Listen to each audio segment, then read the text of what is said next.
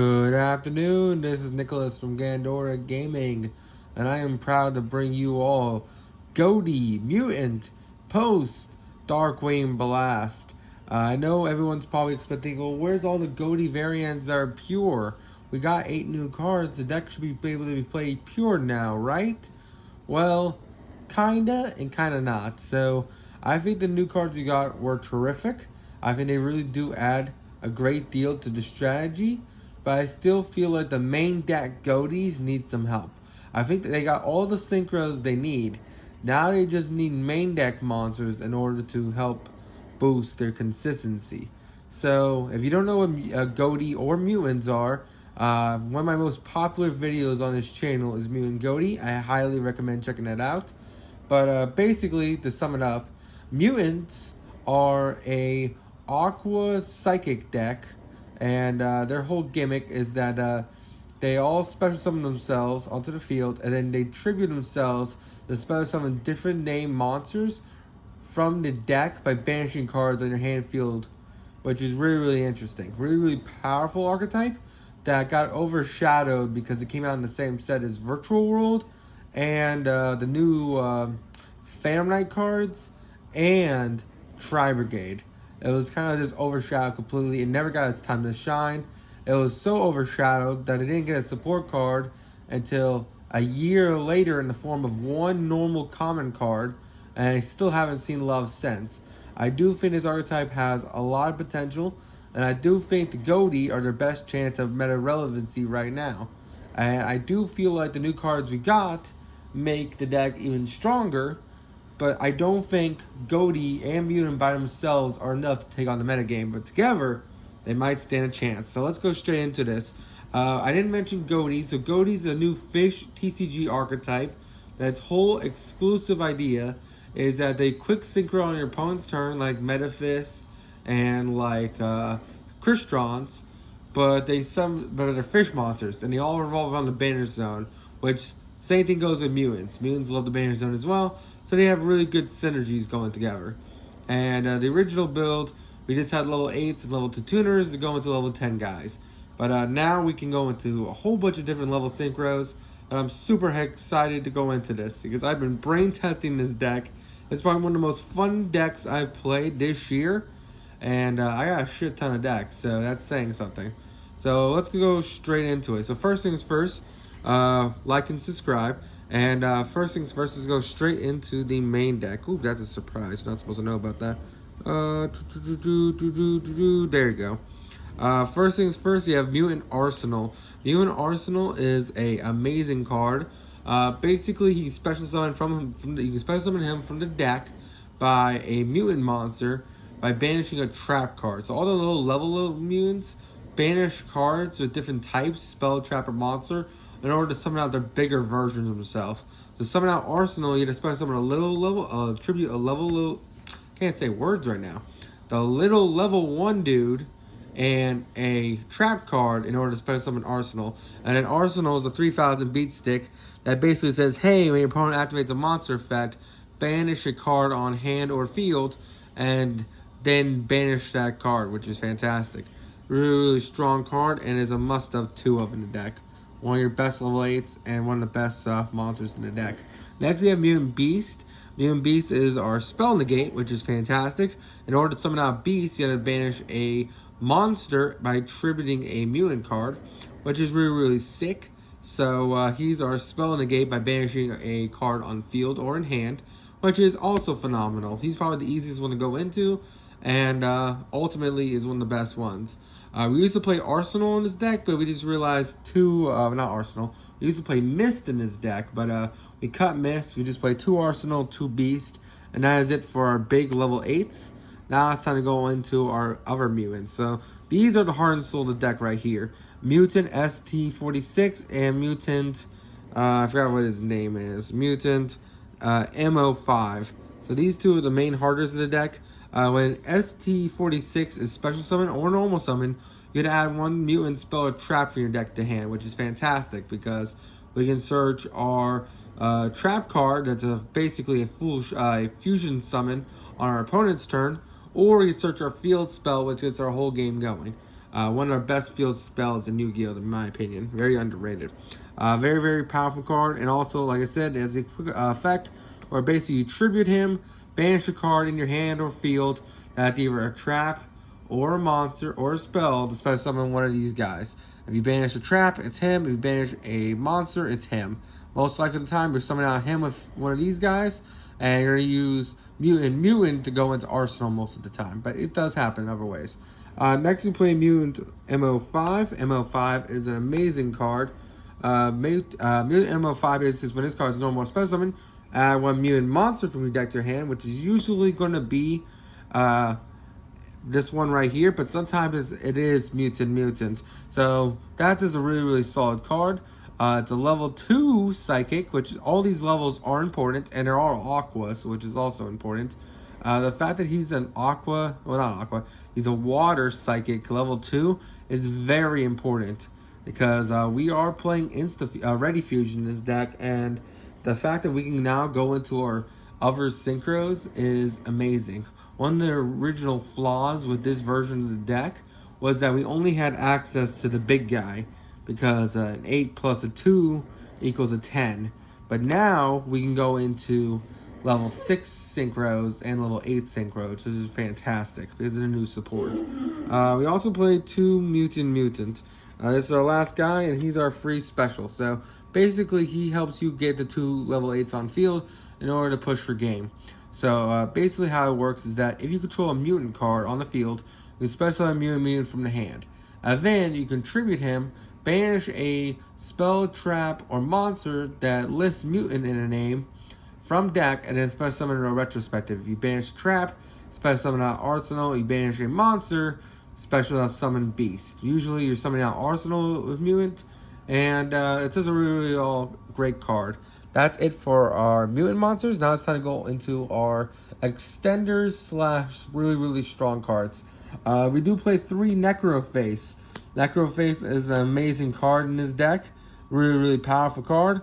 We can banish Necroface multiple ways, either as fodder for mutant beasts or arsenal, or as a summoning condition to summon out beasts or arsenal using our other level little guys, because these guys can tribute from hand and banish a Necroface from hand in order to trigger off Necroface, which is fantastic. Necroface will banish 5.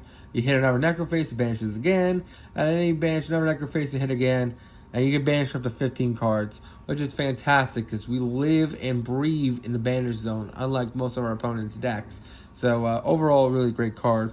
For our newest Ghoti, time to talk about the Ghoti part of this deck, we do play 2 Ghoti Ruby of Zep Ruby of the Ghoti, one of the coolest cards, and actually replaced our original Ghoti. So we do not play Paces anymore. Paces was always the weaker version. In pure Ghoti, Paces is amazing, and it's a must have 3 of. But in this version of the deck, Paces was not the greatest. And the reason why was because Paces has the issue where when you use a synchro material, it can sometimes get stuck in your graveyard. But it was also ran into the issue where since they all have the effect where they special summon during the standby phase after the turn are banished, your opponent can just go main phase 1 Dark Ruler and you would just lose. But now you can no longer lose the Dark Ruler because Zep is a quick effect special summon from Banish Zone and then quick effect synchro on your opponent's turn, meaning we can just choose whenever we want to, just a quick effect, summon out a Zep Ruby from the Banish Zone, which they can't stop, and then just quick play synchro into a really, really powerful synchro, which most of the time is going to be our Ghoti from the Deep Beyond, and just banish your entire board, which is a fantastic card. This card is great support, and honestly, is amazing replacement for Paces. We also still play Shift. Shift isn't as bad as Paces because Shift does have the effect where you can banish itself from grave in order to ultimately boost a fish you control by 500, I believe, which is pretty really good because it gets itself back into banishes zone by itself. Not to mention, it is just another level 2 tuner that allows us to keep going. The reason why we're not playing 3 Zep and 3 Shift is because they're only once per turns. So you don't want to... Necroface is usually banishing one or the other, or both, and you don't want to see multiples of them in Banish Zone because they won't able to trigger, which really sucks. So you just want to see 2-2. I think that's the right ratio. And that is it for our monsters. Another honorable mention that we used to be playing this deck was Dimension Shifter. Dimension Shifter just got reprinted and is a definitely really strong card. The only issue with this deck is that sometimes it can have a bricking issue. Even though Dimension Shifter is an amazing card, we just don't have enough room in the main deck. We probably could cut Macro, we probably could cut Fissure, but I like the fact that Macro and Fissure are continuous, and this only lasts for a turn. So D-Shifter has a lot of issues with this deck. It always does.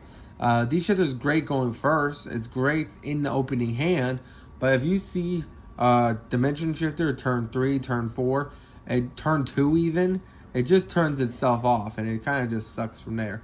So I really don't like Shifter, especially sometimes when we open up a hand with Arsenal or Beast in hand. So it can get a little bricky, and we just don't want to see Shifter sometimes. So if you want, you can include Shifter. That's a cool 3 of. I used to include it, but I think I cut it into the side deck. Now we'll go on to the spells. We play 3 Mutant Evolution Lab. Mutant Evolution Lab is an amazing card where basically, hey, when this card's activated, special summon a mutant from your banner zone onto the field or hand, which is really good because it's an easy thing to do where even if you activate Mutant, you can banish Mutant, what's it called, MO5 over here into the banner zone to special summon out a beast, and then activate the field spell in order to then special summon an MO5 or the other one in order to just pop off. So if you don't see one of these in hand, it's fine because we have the potential of seeing it through our banishes with Necroface, which is pretty sick. This card is just really amazing. Also has the mulligan effect. So just in case you open one of the big guys, if you have this, you can just shuffle one back and draw one, which is great. We also played 3 Emergency Teleport. They're all psychic, so hey, Emergency Teleport's amazing. Plus, it stops you avoiding hand traps. If your opponent's playing Veiler, they can't really Veiler you because you're doing it during your draw phase, which is really strong, allowing you to ultimately do your effects without having to worry about some of the hand traps in the format. And then now we play about our new occlusion, Ready Fusion. Ready Fusion is a new addition I just thought about a couple of days ago actually, and it's actually pretty sick. So for the longest time, this deck had an issue because all our guys are little levels, and these guys are little levels, so it was a really tough time summoning out the synchros. I wanted to try out the level 8s and the level 6s, but we couldn't do it. And sadly, the new Ghoti cards we got didn't really help that issue. For example, I'm going to show you them right now because they're going to be in another deck profile we do later once we get the let's call it a pure Ghoti deck going. But this guy is an amazing card, but he requires you banishing 2 fish. So he's just another brick in hand if you don't open up 2 fish cards. Another card that is also a brick is this guy, Lepter. This guy is really cool. It's a level 4. Really interesting card. I want to test it out. The only issue is that it just doesn't do anything. If this guy had the effect where he special summons himself in the banner zone, I'd be okay with it. But he revolves around the trap cards for the Ghoti, and the trap cards for the Ghoti aren't the greatest. I think they're cool, I think they're interesting, but I don't think they're amazing. So for now, I'm cutting them, at least in this build. In Pure, we'll probably play them, absolutely, but in this build, we don't need them. So honestly, we'll cut them out, and that's me talking about some of the new cards. I think they're great, I think they're really cool for the archetype, but I do wish some of them were stronger. I really do. But that's just me griping. Ready Fusion is an amazing card because we can special summon out a level 4 tuner from our extra deck, which a level 4 tuner plus our Mutant MO5 over here, or Mutant, or Mutant ST, let's get his name out there, 46, it can combo into our fish synchros because some of them are very generic. For example, one of the new synchros is just a tuner and a non-tuner. This guy right here. That means it's a Ready Fusion plus a way to get to MO5 equals a free banish for a fish. This guy is amazing, by the way. We'll get into him in a second. But Yeah, I feel like Ready Fusion just really solid in this deck. This took the place of Pot of Extravagance. Pot of Extravagance was good in the original build because our extra deck didn't really matter too much. Yes, we did have the Ghoti synchro, but we just played so many 2-ofs and 3-ofs that it wasn't. We would always at least have one target, which was fine. But now, because our extra deck is kind of tight, we definitely do need Ready Fusion over Pot of Extravagance, which is random. If you have the money for Prosperity, I highly recommend Prosperity. I would cut out the Macrocosmos, the Fissure we're playing, and maybe one of our trap cards. Probably a Mutant Fusion Trap. That's what I'll probably cut for Prosperity. But I think Ready Fusion is a fantastic card, and it just helps you make plays you wouldn't normally get. And it helps you go into your new synchros, which is phenomenally great. Now it's time to go into our 1-ofs, which is 1 Gold Sark and 1 Dimensional Shifter. Again, I really like Gold Sark because you can banish either a fish or you can banish a mutant, so you have to get your field spell in order to get that mutant, or you can banish Necroface and just banish 5. Really solid card. And then D-Shifter is one of the only floodgates that just, hey, screws our opponents up and helps us. It's one of those really cool floodgates that I really enjoy, and I do wish it one day went to 3, even though I make Flunder the most hated deck in Yu-Gi-Oh! If it already isn't the most hated deck in Yu-Gi-Oh! Next we played the 1 Macro. Macro is an amazing card, really powerful card. Same thing goes with Fissure. Just says, hey, banish all cards, which again, this deck does not care about because we live in the banish zone. So this card is really great. We played 3 Mutant Cry again. If you want to play Prosperity, you cut 1 Cry, 1 Fissure, and 1 Cosmos. You play just 2 Cry, and that'll be fine. I really like Cry in this deck as a 3-of because it's an interruption. Not to mention, it is just a free synchro, free fusion, my apologies. I can help us get into a Mechaba-like monster, which is really strong.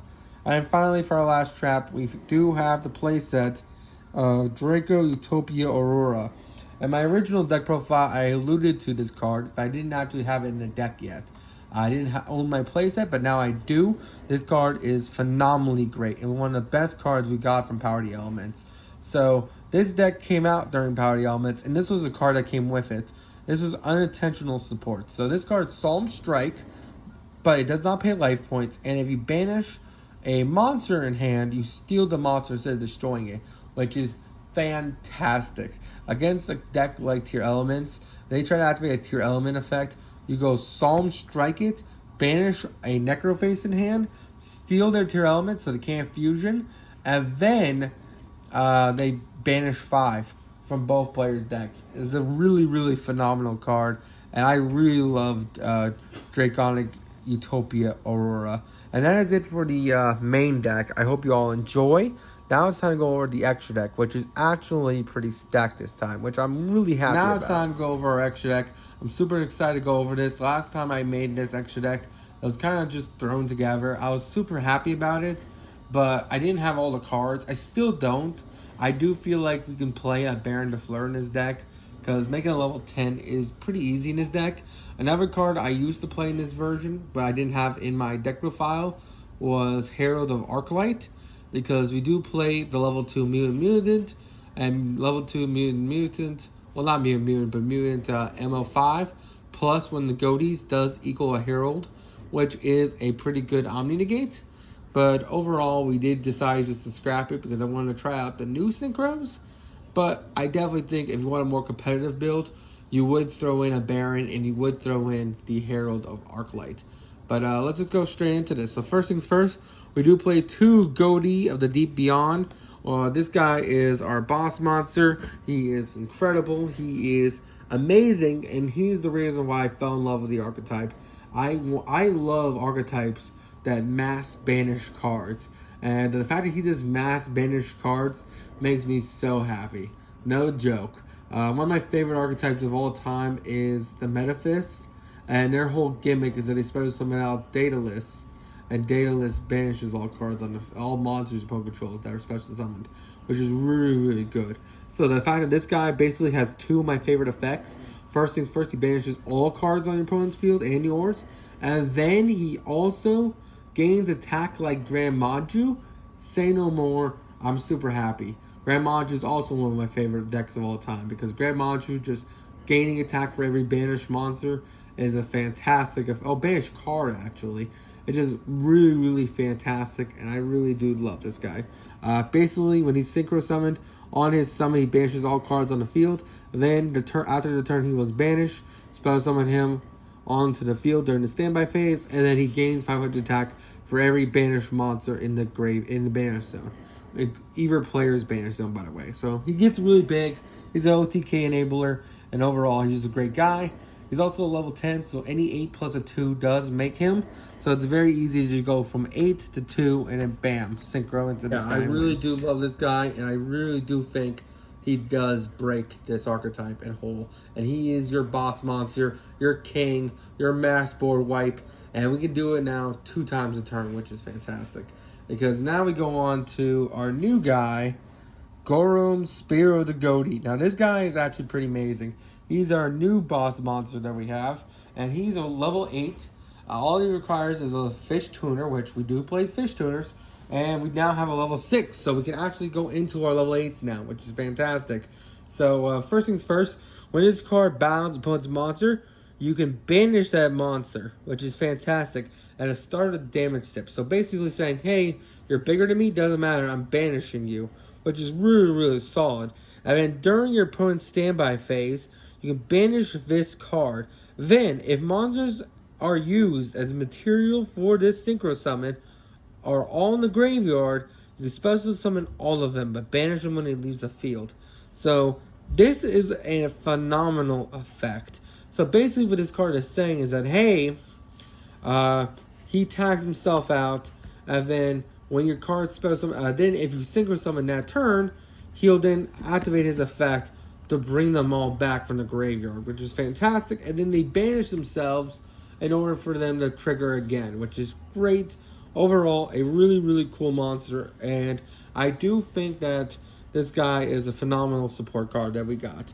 I think all the synchros are fantastic for the deck. I just think the main deck needs some help when it comes to pure Ghoti.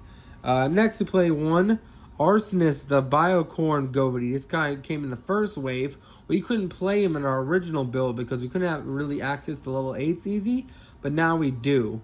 Because I've done a lot of playtesting, and I learned that Insta Fusion and Ready Fusion are cards.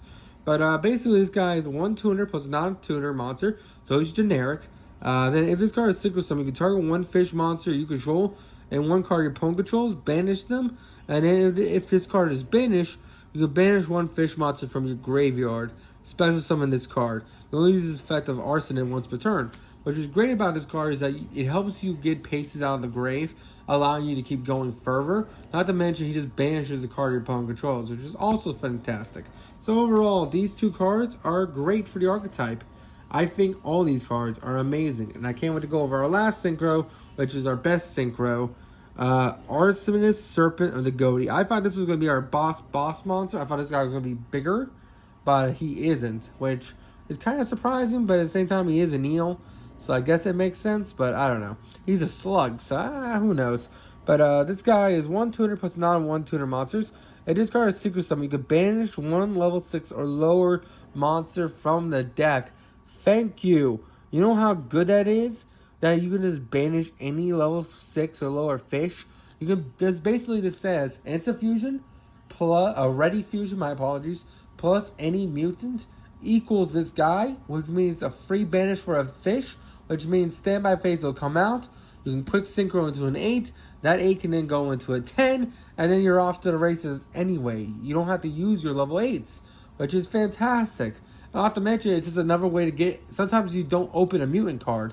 My apologies, not my apologies. You always open a mutant card. Sometimes you don't open a Ghoti card. So sometimes you just don't have a way to access the Ghoti line. You just play pure mutant and you just lose.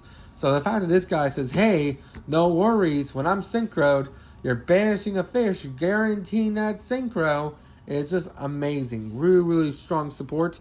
And then he has the effect where basically you can target 1 fish monster in your graveyard, banish that target, then if you can, add 1 fish monster with equal to or lower level from your deck to your hand, which is also phenomenal. So basically what it says is that when this card uses synchro material, hey, if yours a fish engrave, which is going to, because that fish is just a single material, you can basically say, hey, look, I'm going to banish that target, and then add a different name from your deck to hand, which is fantastic.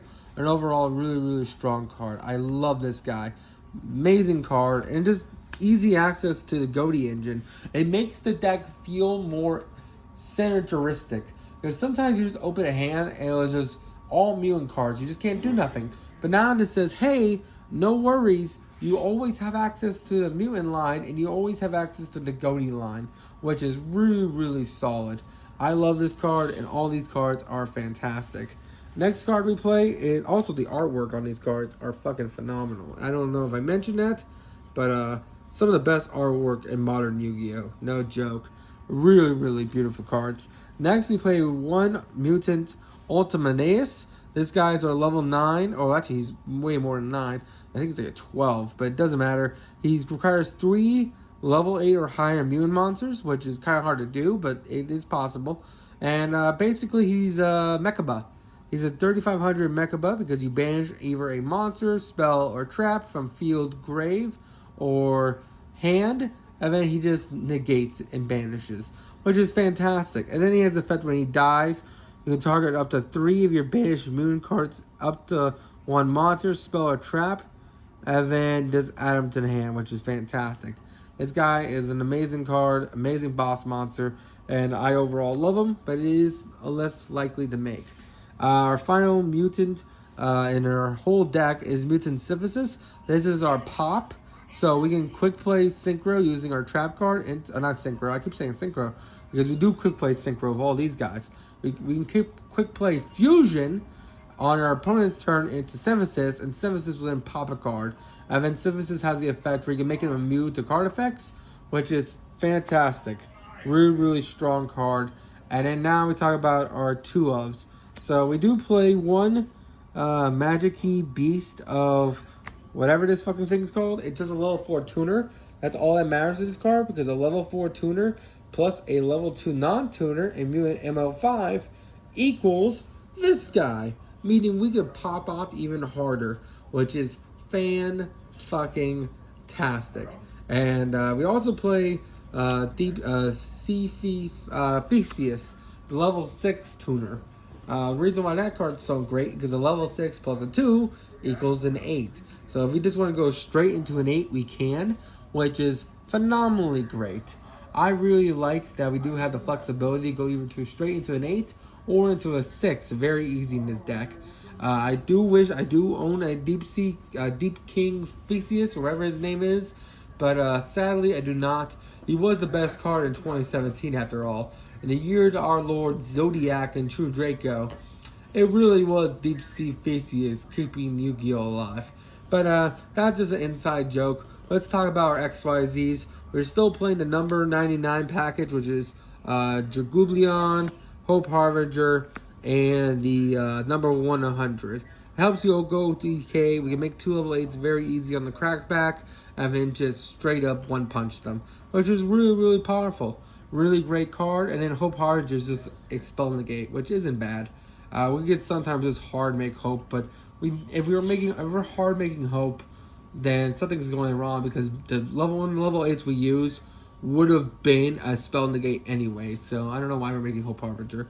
Next we play one Splight Elf, because it can reborn our level 2s, which are our fish, and which are our mutants, because MO5 is a level 2. So getting them back from the graveyard is really great. We're also playing one Elsa the Water Charmer. Really strong card. In this day and age, it just helps us climb into our topological Zeroboros, who's our Link version of this guy. Meaning we can just blow up the board, and he gets really, really big and comes back during the standby phase, which is fantastic. Topological Zeroboros was the original Ghoti of the Deep. So I'm really, really happy about this extra deck.